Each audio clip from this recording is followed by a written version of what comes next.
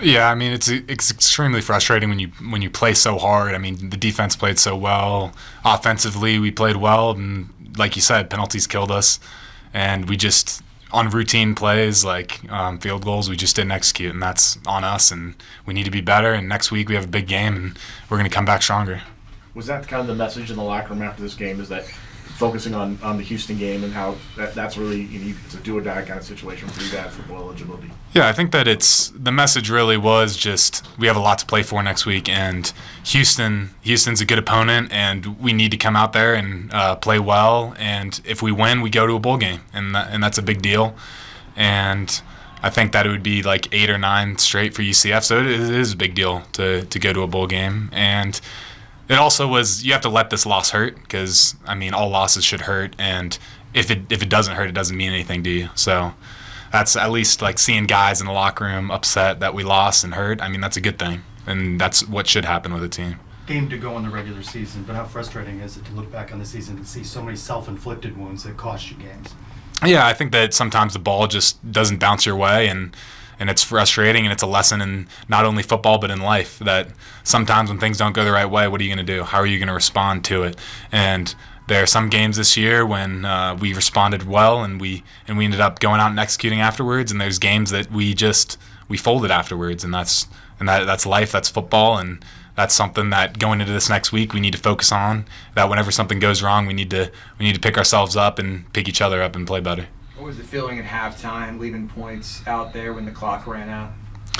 I don't think that there was much. I mean, obviously it's frustrating, but I don't think that there was really anything out of the norm. It was just kind of like, hey, it's onto the second half. It's tie game at this point. So if we execute in the second half, we win. Then we're not even talking about that. So that was kind of the feeling, I guess. Alec, you guys have had struggles on the road in the Big 12. I mean, is there anything you can put a finger on that maybe you guys have struggled in some of these road games in the Big 12? No, I don't think so. I think that it's just a game on the road, game at home, either way. Like it just comes down to execution regardless, and we just didn't execute today. Coach just said that this team has been resilient all year. What do you credit that to? Yeah, I think that it starts at the top with Coach Malzahn and just his attitude and his just intent that he brings to practice every single week, and then he brings it on the sideline. And I think that it just trickles down from there to the captains, to just everyone else on the team. And it's just whenever something doesn't go our way, we got to pick ourselves back up, and that's what we have to do today. We got to let this game hurt, let this loss hurt, and then pick ourselves up and come out next week in front of our fans, senior night. It's a big night, big game for bowl eligibility, so it's a huge game for us, and we need to understand that and bring it in practice next week. You just mentioned that there's a lot on the line next week. Right now, it's the only game for sure that you got left. Mm-hmm. How important is it to get a win and to have another game for you to play?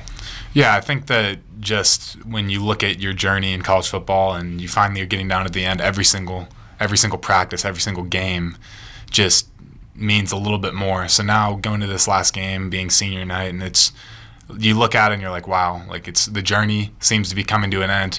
You want to end it positively, so that when you're looking back and you're talking to your friends, family, your kids, you have those fond memories, and that's something that we're gonna execute next week, and we will have those memories. I know it hurts with the loss, but you look at some of the positives, the play with Colton Boomer, the fake field goal. What's it like for you guys to see that happen and to see Colton get an opportunity to kind of show his legs a little bit? Yeah, I think that it's awesome when you see something from the other team and you're like, oh, like we can pull something on them. And obviously that play with Boomer, he's so fast that it was perfect execution.